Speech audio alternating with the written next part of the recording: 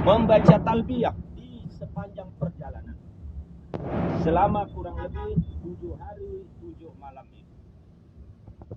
Nah, sebelum beliau sampai di kota Makkah Al-Mukarramah, sebelum beliau memasuki kurang lebih 150 km dari arah kota Makkah, dan setelah kaum kafir Quraisy mengetahui bahwa Rasulullah Shallallahu Alaihi Wasallam akan memasuki kota Makkah pada waktu itu, maka langsung kaum kafir Quraisy ini bermusyawarah, berkumpul, ingin menghalangi Rasulullah Shallallahu Alaihi Wasallam memasuki kota Makkah. Dan ketika Rasulullah Shallallahu Alaihi Wasallam baru sampai yang disebut dengan Kampung Asban ketika itu, masih sampai sekarang kampung itu, maka Rasulullah Shallallahu Alaihi Wasallam tidak langsung memasuki kota Makkah karena beliau sudah tahu bahwa kaum kafir Quraisy akan menghalangi perjalanan beliau memasuki Masjidil Haram. Dan ketika beliau tahu beliau akan dihalangi oleh kaum kafir Quraisy ketika itu, maka langsung beliau berbelok menuju tempat yang disebut dengan Hudaybiyah atau yang disebut dengan Sumais. Nah, di tempat itulah maka Rasulullah Shallallahu Alaihi Wasallam berkumpul bersama kaum muslimin, bersama para sahabat, ingin menunggu apa yang akan sebenarnya dilakukan terhadap kaum muslimin oleh orang kafir Quraisy ketika itu. Sehingga orang-orang kafir Quraisy mengirimkan utusan kepada Rasulullah Shallallahu Alaihi Wasallam. Setelah beberapa kali mereka mengirimkan utusan kepada Rasulullah Shallallahu Alaihi Wasallam, 2 kali, 3 kali, bahkan 4 kali mereka mengirimkan utusan bahwa beliau tidak diperbolehkan memasuki kota Makkah pada waktu itu, maka Rasulullah Shallallahu Alaihi Wasallam juga mengutus utusan, mengirim utusan kepada kaum kafir Quraisy yang ada di kota Makkah.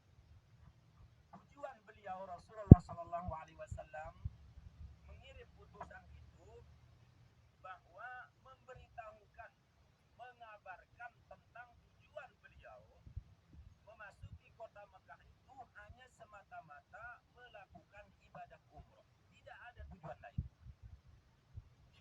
Akan tetapi kaum kafir Quraisy ini tidak percaya. Bahkan utusan yang dikirim oleh Rasulullah Shallallahu Alaihi Wasallam ketika itu, binatang tunggangannya yaitu onta itu dibunuh oleh kaum kafir Quraisy. Bahkan utusan beliau juga ketika itu, yang akhirnya ketika kembali utusan yang dikirim oleh Rasulullah Shallallahu Alaihi Wasallam, maka langsung Rasulullah Shallallahu Alaihi Wasallam mengirim utusan yang kedua. Utusan yang kedua yang dikirim oleh Rasulullah Shallallahu Alaihi Wasallam ketika itu yaitu sahabat Utsman bin Affan. Karena apa beliau mengirim Utsman bin Affan? Karena sahabat Utsman bin Affan ini adalah orang yang bisa berbicara secara lunak, ataupun beliau itu banyak keluarga di kota Makkah.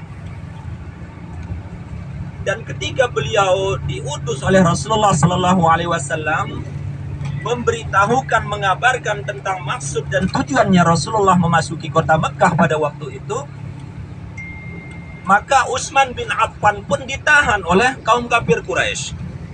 Bahkan pada waktu itu Utsman bin Affan dikabarkan terbunuh, dikabarkan dibunuh oleh kaum musyrikin Makkah. Ketika Utsman bin Affan dikabarkan dibunuh oleh kaum kafir Quraisy, maka Rasulullah Shallallahu Alaihi Wasallam segera mengumpulkan kaum muslimin, para sahabat ketika itu, untuk mengucapkan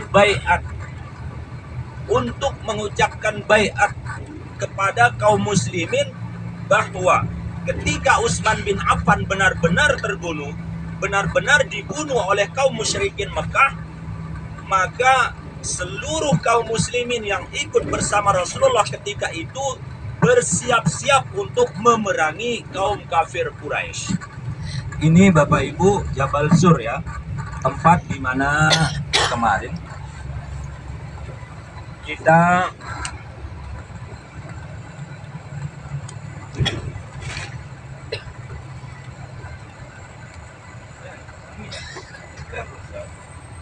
turun Hudaybiyah.